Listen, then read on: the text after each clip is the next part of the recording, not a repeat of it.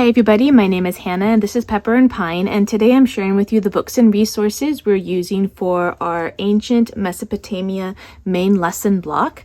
We're primarily using our Waldorf curriculum by Live Education. This is for Ancient Mesopotamia, and this main lesson block will span about 3 weeks or so. We're also going to be using our main lesson books. These measure 9 inches by 12 inches. They can be found at a Child's Dream. I especially like this particular brand that's sold there because the covers are really nice. They're nice and thick. All of the materials are really high quality, and the pages, the drawing paper in between is also nice and a little bit heavier weight than, like, say, typical paper. And each page is separated by onion skin so that your drawings don't get ruined on either side or your writing doesn't smudge onto your drawings. It is unlined, and these main lesson books at this size and unlined, just blank pages, are typically used in the younger grades, but I do enjoy using them up through middle school because I find that the larger format works a little bit better for our needs at this moment. There are other ones that do have the lines, and they'll have one front and back page that's blank with 2 pages front and back, so a total of four pages that are lined, and the whole format's a little bit smaller. So if you want more lined pages, because we do have quite a bit of writing for these main lesson blocks, and having more lined pages or just more pages to do the written work is an asset as they get older. I still prefer these blank pages. However, my daughter does, and my sons used to as well, like to write in their own lines just to keep their work straight. So for our previous 2 ancient main lesson blocks for ancient India and ancient Persia, we used chalk pastels for our work, and we will be needing a new main lesson book for ancient Mesopotamia, and I am contemplating maybe using watercolors, but still using this book. So this is not a book intended for watercolors, it's for drawing or crayons, but I do want to do watercolors. And if you'll notice that a lot of the illustrations, well, at least a few of the illustrations in here are watercolor illustrations, and I really like that look, and so I do want to include watercolors. And I also do have a reason why I like the idea of using watercolors for an ancient civilization. And part of it is that, and I just found a couple more pages that are like really beautifully watercolored.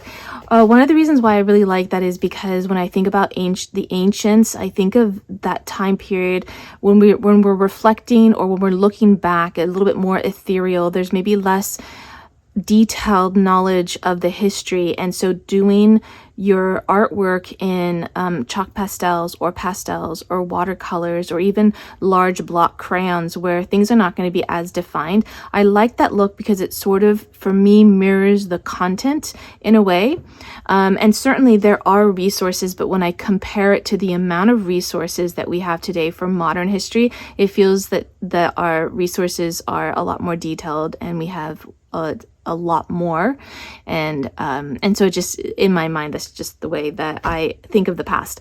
So I am thinking of doing watercolors for this unit, and still doing the watercolors within this notebook. So this, I think, will probably be the only time in all of the years that we've homeschooled that I've done it this way, if we do this way. So this is the start of the unit, because when we've done an entire unit, when we did this unit in the past, we did the entire unit using watercolors. We did it on watercolor paper, and each page was done separately, and then when the unit was completely done, then we bound all of the pages. And that was really challenging, because if you lost a page, or you had to keep track of what page you're going to write on and watercolor the front, it was very, very challenging. So I am considering just doing it this way this time, but since we've never done watercolors in a book like this with drawing paper, not sure how it's going to turn out. For our watercolors, I am kind of wanting to use our Winsor & Newton watercolors, and I did get 2 new things. This one is a really beautiful dish that's zigzagged, and I got it specifically because I wanted to be able to mix our watercolors in a variegated way. So it wouldn't work so much for these, but if we had the Stockmar very concentrated watercolors, and we're just putting just one little drop, and then we are adding water, and then we can kind of mix it so that we can have different strengths of color, from just really pale and maybe like just a wash over the whole page to more detailed and a stronger color. So that's why I got this. This is new for us, as well as this set of paint brushes. This is made with goat. Wait, is it goat hair? I think it's goat hair, but actually I cannot recall if that, because that says cat's tongue. That's the shape.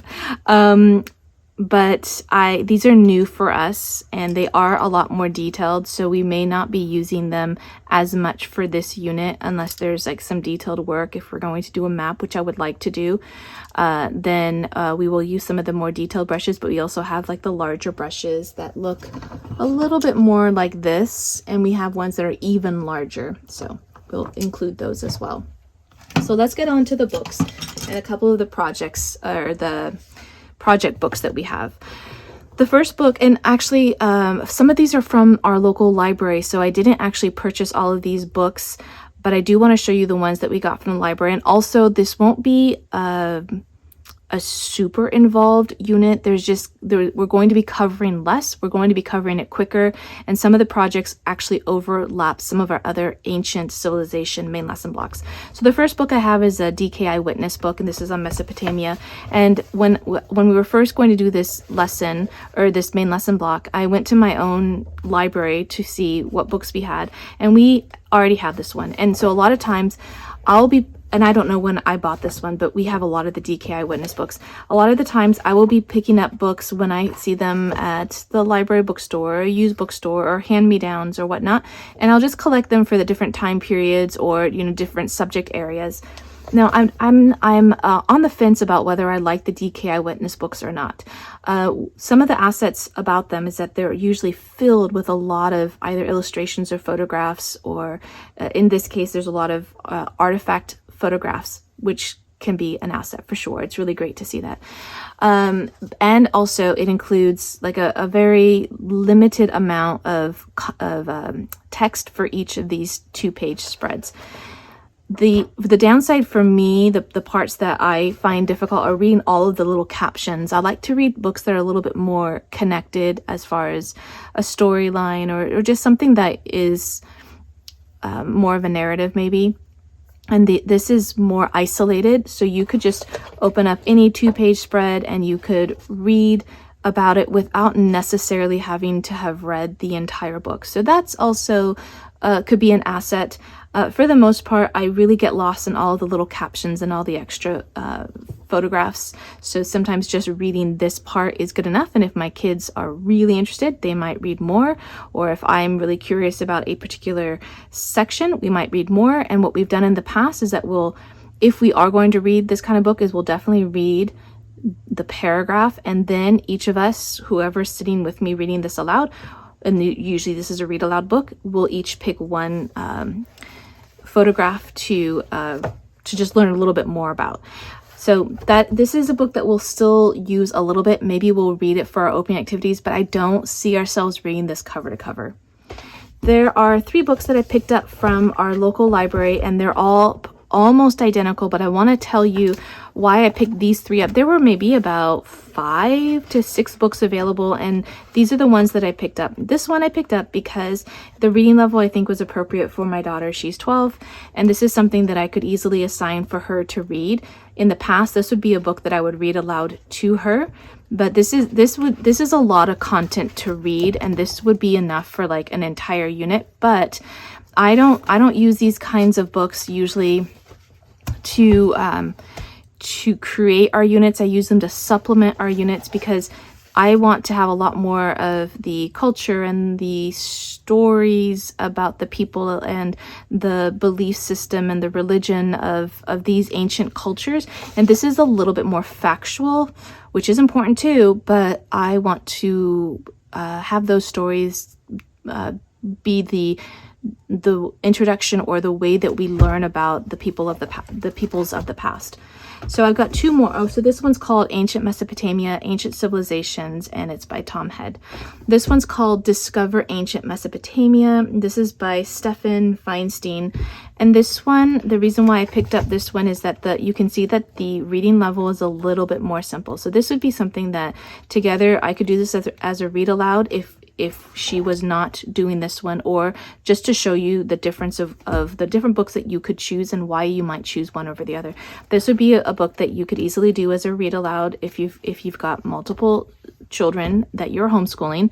And the other benefit is that this is, in my opinion, by looking at it, a more simplified overview. So it would take less time to read and possibly simpler English and also less content. And then the illustrations and the photographs, I think it's about the same as the first book I showed you.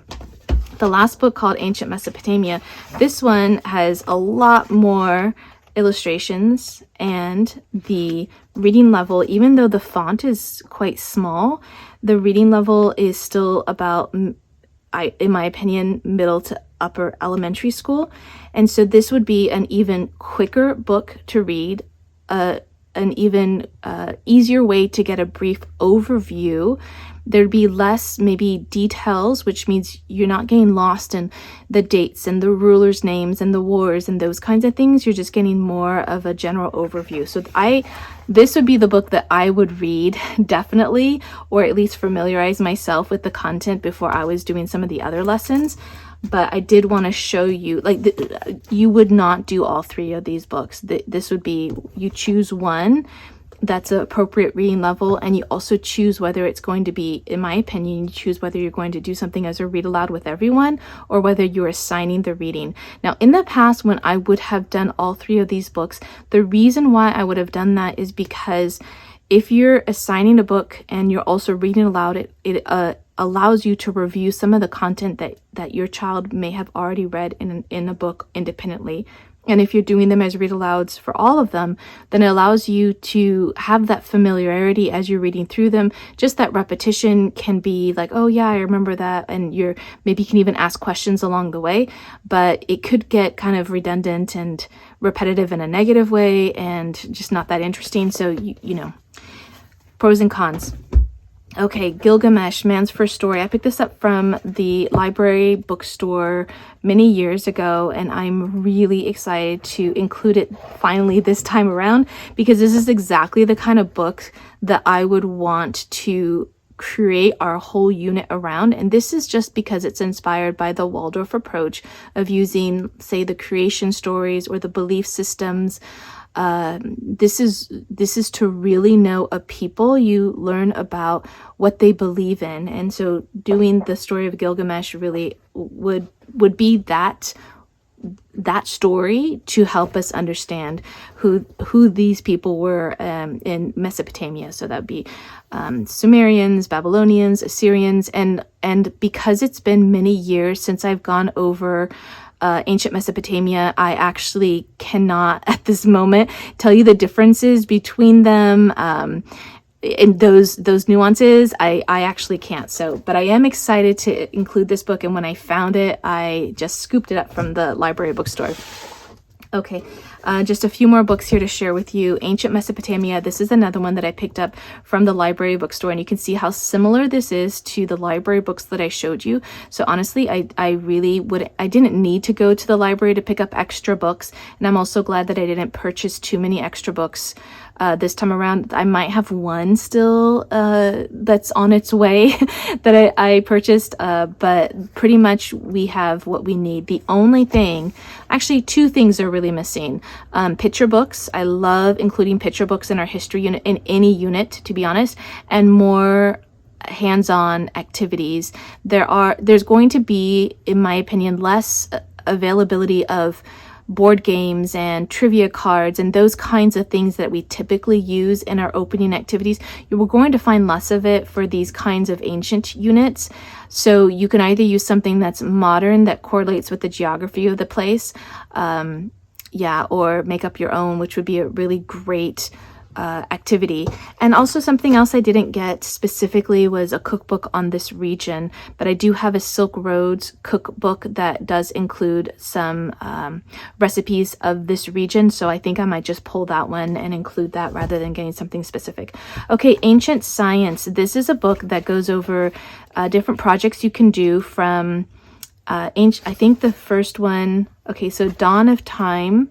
And I think one of the very first ones, yep, here we go. Science from the Fertile Crescent, Ancient Mesopotamia. So we just finished Ancient India and Ancient Persia. So there were projects that we had planned for in the first chapter. And now we can just go through this and see if there are any projects that we can do. And I love including these kinds of projects in our units. They're not necessary. There's a difference between units and main lesson blocks. So this is not necessarily a unit study where you might spend a little bit more time trying to bring in your math and your science and your language arts into your history unit and vice versa with the other units. This is a main lesson block. So it's a concentration on a particular subject area for a period of time while you're still maintaining your daily lessons in, say, math or maybe grammar. So we don't necessarily have a science unit going on right now. So to include a book like this really excites me because we're bringing in something that's relevant to the history, but also brings in another subject area. And to be honest, in the past, most disciplines were just overlapping quite a bit more than they are now, where there's so much segmentation of these different subject areas. So the last book before I talk about some religious books, World Tales for Family Storytelling, Volume 3. I've really enjoyed this book so far. I wanted it, and I didn't realize how well it was going to work with our Ancients main lesson block. So I want to just share with you. We've already done Ancient India, and we are doing Ancient Persia. So we already read all of the stories for Ancient India and Iran, and they're not always going to be stories that are ancient in the time period, but they're going to give you a flavor of the area, and that's really what I'm looking for. And then you can see that there are a few stories for Iraq, so we're going to include those ones, and you can even see there's Gilgamesh there. So we're going to include these stories as part of our opening activities, and our opening activities, we're usually doing them for anywhere from like 5 minutes, just a few minutes, all the way up to, we've done opening activities for an hour when it comes to our main lesson blocks. And sometimes the opening activities directly relate to our main lesson blocks, and sometimes they are just general. But we're going to be including that into our opening activities. All right, so I've got a few books here that talk about the story of a prophet in Islam. So this is a story of Prophet Ibrahim, peace and blessings upon him. And this one is because of the location and I suppose the time period to an extent overlaps with these stories, we're going to include them. Now, some of these stories, actually, I've pulled books that are on Hajj. So this is the annual pilgrimage of Muslims to Mecca, and some of the aspects of Hajj are reminiscent to some of the activities of Prophet Ibrahim alayhi salam and what happened to him and his child. And so that's why we pulled some of these books. So the sacrifice of Ismail is I forgot to actually bring some. We don't do I appreciate that the illustrator has images in the book, but we actually do not. This is a nice way to do it, but we also, in our family, we wouldn't have these, so I would just cover them with like a little post-it. But just wanted to share with you this book. We also have Tell Me About Hajj, and this one will also go over Hajj in general, but also some of the stories of Prophet Ibrahim alayhi salam. Then we have Tales of the Prophets, and also this one is about Prophet Ibrahim alayhi salam, but also this one has a lot of images in it as well, and I would just cover them because we just, in our family, we just prefer not to have them when it comes to the stories of our previous prophets. And then the book that I'll probably get the most historical content out of is Stories of the Prophets by Imam Ibn Kathir. And then this one goes through all of them, and of course we will just do the ones that are relevant for this time period and this location. So I think that, yeah, I guess that's everything for this unit. I hope that you found these resources helpful for you. If you're going to be doing this unit, you can find the complete list of books and projects and recipes that we're doing for this unit on the blog post that accompanies this video. You can find that link down in the description box below. And if you'd like to see how we're homeschooling on a daily basis, you can find me on Instagram at Pepper and Pine. And now you can find me on TikTok.